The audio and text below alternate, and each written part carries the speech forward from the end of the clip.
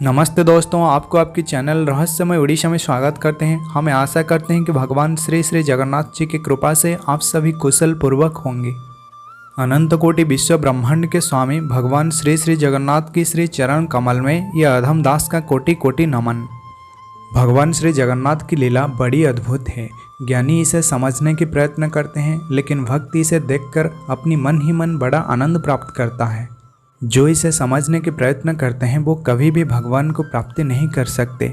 भगवान की लीला और कथा अमृत के समान होती है, इसलिए इसे पान करने में ही मनुष्य को चरम शांति की प्राप्त होती है।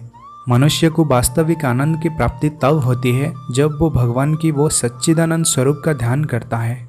भगवान श्री हरि का वो परम दिव्य कमनीय रूप जिसमें वो शंख, चक्र, गदा और पद्म को धारण करते हैं, इसे देखने के बाद मनुष्य को किसी दूसरी चीज़ में भटकने की कोई ज़रूरत नहीं। इससे इंसान के मन को एक दिव्य आनंद का प्राप्त होता है। महापुरुष श्री श्री अच्युतानंद जी अपनी मालिका शास्त्र पद्मकल्प टीका में कहते हैं, सम आसन तु कर मन को नैण चैतन्य भरल जाई फूल तोर हेव अपलक नेत्र जेबे देखिबु श्रीहरि लावण्य मूर्ति मुरली धारिल जाई फूल तेबे भवन नवजीव तरी। हमने आपको पहले भी एक बात कहा था कि श्रीमन नारायण अर्थात ये मन ही नारायण है। मन को नारायण का स्वरूप कहा गया है, क्योंकि भगवान श्री नारायण का ना ही कोई रूप है, रंग है, ना ही कोई गंध है।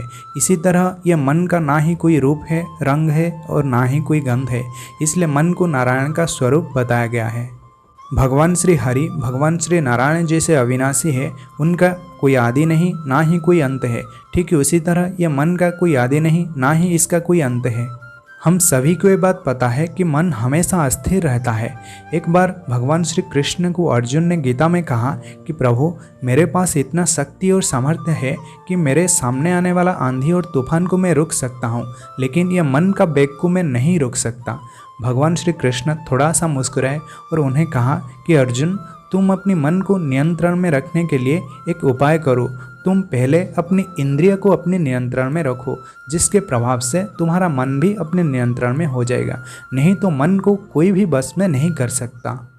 जब तक मन शुद्ध और पवित्र ना हो, मन में गंदगी भरा पड़ा हो, तब तक भगवान की प्राप्ति करना संभव नहीं।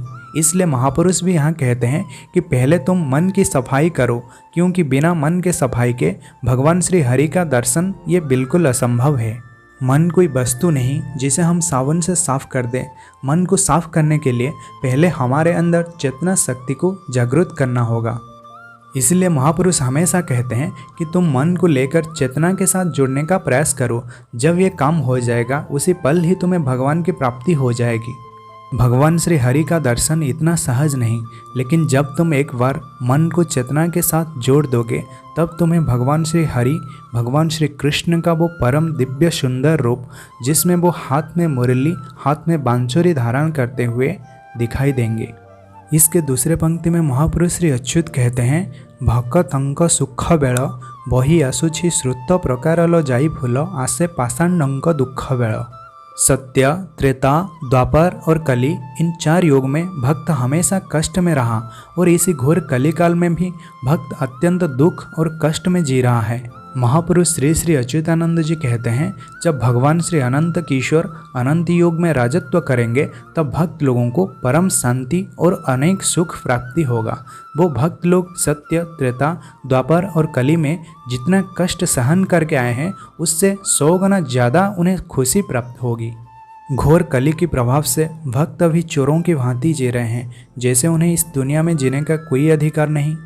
भक्त लोगों के लिए तो स्वाभाविक बात है, क्योंकि महापुरुष ने लिखा है, चुर प्राय आम्भे अवनि भ्रमिबु चेता कराइबा पाई चाही जक जक निंदु थिवे लोक एकिम्बा से प्रभु हुई। महापुरुष श्री अच्युतानंद जी कहते हैं कि भगवान श्री जगन्नाथ जी मानव शरीर में चोरों की भांति इधर इधर घूमते रहेंगे, इसलिए क्योंकि उन्हें अपने भक्त लोगों को एकजुट करना है। घोर कली के प्रभाव से भक्त लोग अपनी चेतना खो बैठेंगे और साधारण इंसान आम इंसान की बात तो करना ही बेकार है।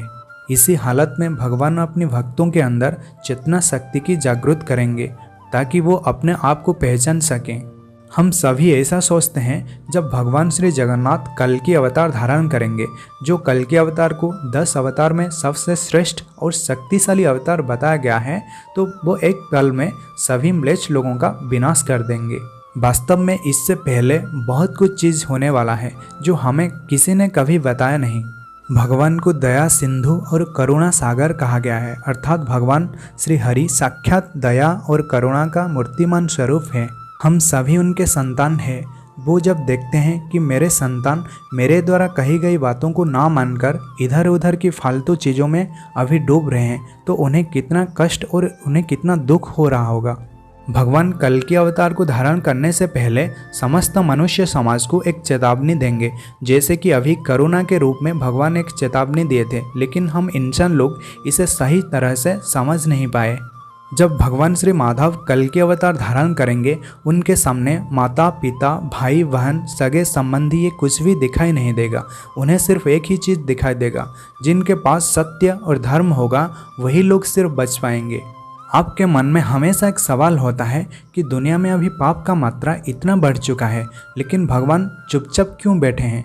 भगवान कल्कि अवतार क्यों नहीं धारण करते? ये चीज़ इसलिए होता है क्योंकि अगर एक बार भगवान कल्कि अवतार धारण कर लेंगे तो उनके सामने कुछ भी दिखेगा नहीं। जो इंसान सही मार्ग पर रहेंगे, अर्थात जो इंसान सत्य और न्याय के मार्ग पर चलेंगे, भगवान सिर्फ उन्हीं लोगों को छोड़ देंगे, नहीं तो बाकी लोगों का उन्हें संहार करना पड़ेगा। अभी बहुत सारे भक्त अन्याय और अधर्म के मार्ग पर हैं और भगवान हमेशा ये चाहते हैं कि उनका भक्त उनसे कभी भी दूर ना रहे। इसलिए वो कोशिश कर रहे हैं कि उनका जो भक्त अभी अन्याय और अधर्म के राह पर हैं, वो कैसे धर्म और न्याय के राह पर आएंगे। इसीलिए हम पर वो कृपा करके हमें थोड़ा वक्त दे रहे हैं कि तुम लोग अभी सुधर जाओ। तो दोस्तों, इसी वीडियो में बस इतना ही है। अगर आप लोगों के मन में कोई भी डाउट है तो आप हमें कमेंट सेक्शन में ज़रूर पूछिएगा। आप सभी को जय जगन्नाथ, जय पंचसखा, जय उड़ीसा, जय भारत।